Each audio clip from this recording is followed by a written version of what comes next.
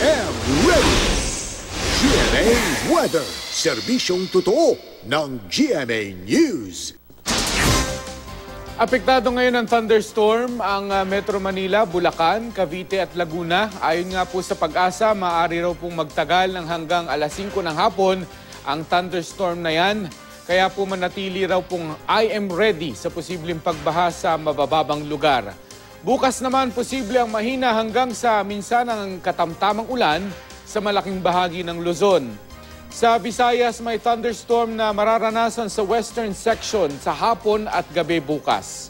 Halos buong Mindanao naman ang makararanas ng mga pag-ulan, lalo na po ang northern Mindanao, Zamboanga Peninsula at Davao Region kung saan mataas ang tsansa ng thunderstorm.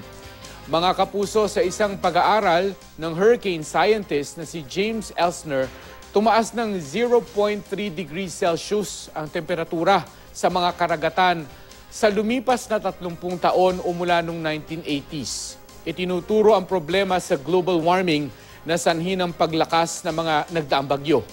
Aabot na nga raw sa average na 5 kilometers per hour ang nadagdag sa wind speed ng bawat bagyo. Sa kabila niyan, nabawasan ng 6 ang karaniway mahigit 80 bagyong nabubuo kada taon. Yan po ang latest mula sa GMA Weather. Magplano para sigurado. I am ready, serbisyong totoo ng GMA News.